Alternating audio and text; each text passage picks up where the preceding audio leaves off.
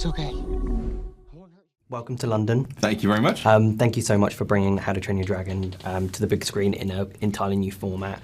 As a big fan of the original trilogy, I was 12 at the time the first one came out.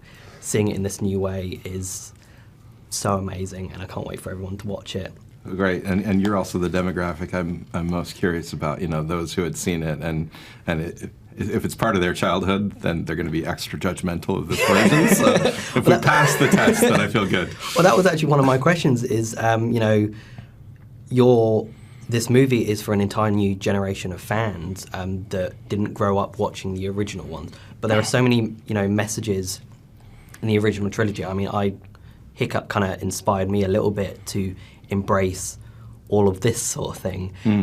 What sort of message or thing do you want these new fans to walk away from seeing this adaptation? Well, a lot of it, the core is exactly that. It's still in place. Hiccup is a celebration of the outsider, of the misfits, you know, because he can endure mockery and ridicule and still sort of stay true to himself and follow his convictions. And that's the kind of hero that a lot of us can get behind. And then the story is, you know, it transports you. It's full of wonder, and I think it's a world that hopefully the audience wants to spend more time in. And we wanted to do it in such a way that it brings it even closer to reality. Yeah. Like the dragons feel real, the land feels real. It's based on a real place.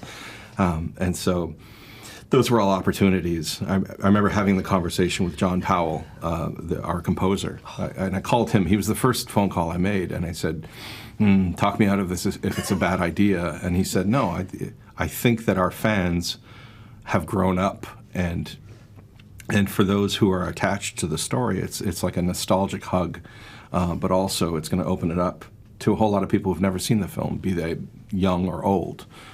And so it felt like a worthy, he said if we do it with love and respect, it's going to be a worthwhile endeavor. The moment we've all been waiting for. I just gotta pick a spot for my statue. It's so much bigger from down here. Can you guys believe we're actually standing here?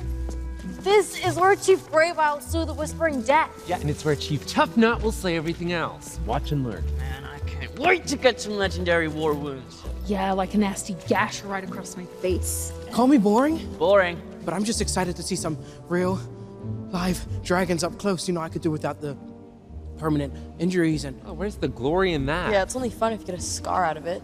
I know, right? It's so faithful to your original kind of movie and to the core of it as well. But I love that there are some really fun changes in there. Beginning this process, what was it like trying to find that balance between fidelity and also fresh? Yeah, it started with a conversation with Universal, and I said, so are we talking about another story inspired by How to Train Your Dragon, or is it closer to Cressida Cowell's books, or is it a different timeline? And they said, no, we want that story, but we want it with embellishments. You can open up the mythology, we can get into the characters a little bit more, we can delve into the experiential quality of it and make it visceral and lean into all those live action tools.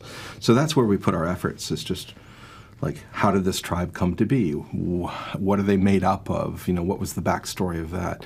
Characters like Astrid, who were a bit underdeveloped, you know, a little bit underserved just due to time in the animated movie.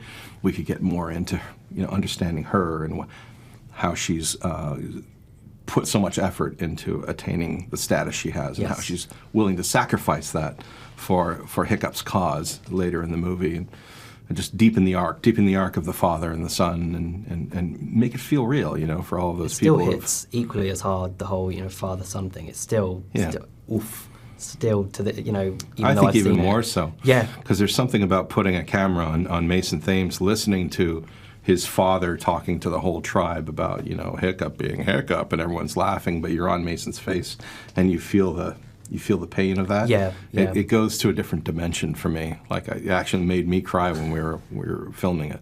I still remember welling up during, you know, Test Drive. You know, there are scenes like Test Drive, the romantic flight, the forbidden friendship, all imbued with John Powell's score. What is it that you think makes these particular scenes so special to fans?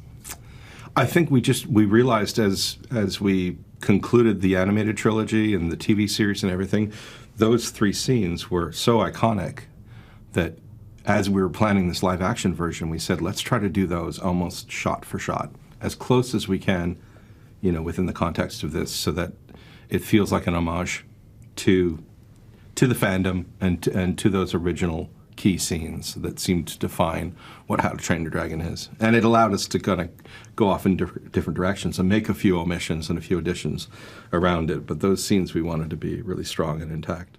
Yeah, go, baby! Oh, this is amazing! The wind in mine! Cheese! Stop! Oh,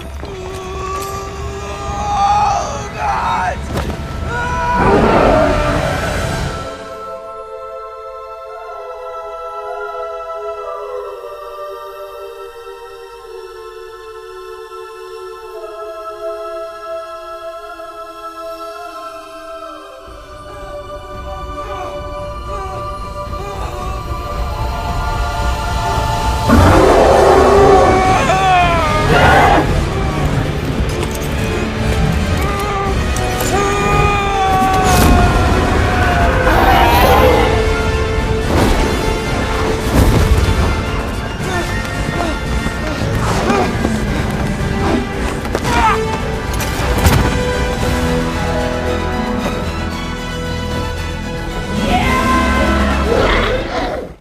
Talking about, you know, the dragons, Toothless, and what was it like bringing Toothless and all the other dragons from the animated realm to the live action? What challenges did you face making them actually feel and look real?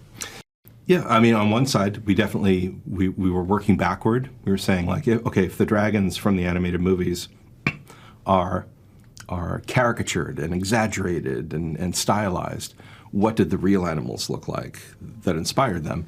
And so it allowed us to lean into the animal references, crocodiles and walrus and like tropical birds and a black panther for Toothless. But we also wanted to make sure we didn't lose any personality. And so in shaping Toothless, for example, we found that, you know, if we tried to make his eyes more naturalistic and smaller, or a smaller mouth, or give him more natural proportions, we were losing the personality. And so we tried to find this balance where, you know, there's rippling muscle and iridescent scales and a strong skeleton and cat-like movement, but the face is still there. You know, still there, the expressiveness is still there. Thank you. Amazing. Thank you. Thank you so much. It's a pleasure to meet you. Pleasure to meet you too. Thank you so much. Thanks for watching, Super Friends. If you enjoyed this video, then make sure to hit the subscribe button just down below and hit the bell so that you can get notified whenever we release brand new videos. In fact, there's 2 more waiting for you to watch right here below. So what are you waiting for? Why not click play?